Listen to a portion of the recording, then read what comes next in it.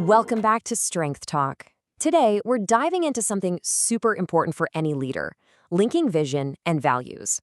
We're going to figure out why some of the smartest, most brilliant strategies just fall flat. And more importantly, we'll talk about how you can shift from just telling people about a plan to actually getting them excited to be a part of it. So let me ask you this. Have you ever been there? You've got this amazing data-backed plan. You've worked on it for weeks. It's perfect. But when you roll it out, you get crickets. Or even worse, you get pushback. It is so frustrating, right? And you're left just wondering, what on earth is going wrong here? Well, this quote right here really hits the nail on the head. This is the core of the issue. We fall into this trap of thinking that if we just present the facts, the logical arguments, the data, that people will just get it. They'll fall in line. But that's not how people work, is it? Logic might get you a head nod, but it almost never wins a heart. And that brings us to what we call the logic trap. It's this fundamental belief that data alone should be enough to drive change. But as we're about to see, when you're trying to inspire people, it's just not the whole picture. Okay, so look at these two approaches side by side.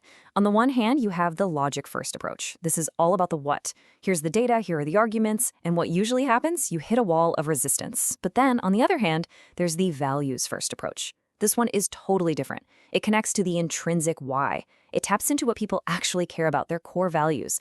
And that's where you find real, genuine motivation. So how do we make that happen? This is where we talk about linking your vision to their values. This is the big shift, the one that takes you from just managing to a place of true influence. The key skill here is something called strategic coaching. And look, this is not about micromanaging or just checking off boxes on a to-do list. It's the practice of taking that big strategic vision and connecting it to what people care about on a personal level. It's about making those huge company goals feel relevant to them. When you do that, you're not just giving orders. You're actually unlocking the motivation that's already inside your team. Okay, that all sounds great in theory, right? But how do you actually do it? Let's get down to brass tacks. We're going to personalize the strategy with a super practical 3-step action anchor you can use right away. It's a simple 3-parter.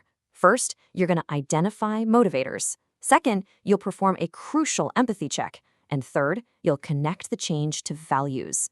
Let's jump into step 1. All right, step 1. And I want you to really think about this question for a second. How well do you really know what gets your team fired up about a new direction? This is not a rhetorical question. You actually need to go ask your key people. Find out what drives them. What do they care about? What makes something a win in their book? This isn't about playing games. It's about finding real, honest alignment. Now, step 2 is maybe the simplest, but also the most powerful. Just pause. Seriously, before you send that email or call that all-hands meeting, just stop and do a quick empathy check.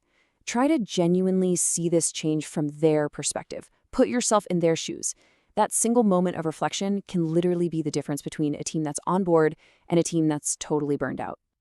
And finally, step 3 is where it all comes together. You have to connect the change to their core values. Let's take a kind of boring example, right? A new CRM system. The logic-first way is to talk about efficiency gains and data points. Snooze. But the values-first way, well, if your team values excellence, you talk about how this helps deliver better, faster service to clients. If they value integrity, you focus on how it guarantees transparent, accurate data. And if they value fairness, you show them how it creates a consistent, fair process for everybody. See the difference? You're not just rolling out new software. You're actually helping them live out their values. Okay, so that's the framework. Now it's time for your next move. Let's talk about how you can turn all this insight into real, tangible action. So here's the thought-provoking question I want to leave you with. Think about the next big, maybe even difficult, strategic shift you need to make. What's the one core value you absolutely need to emphasize to get real buy-in? Instead of leading with a spreadsheet, which value will you lead with? Is it integrity? Fairness? Excellence? Really think about it. So, are you ready to build your best future? You can turn these insights into action by enrolling in the Positive Psychology Coaching course. And hey, if this explainer sparked an idea for you, please share it with your network so they can grow right alongside you. Make sure to tune in next week. We're going to be talking all about leveraging emotions. Thanks so much for listening to Strength Talk.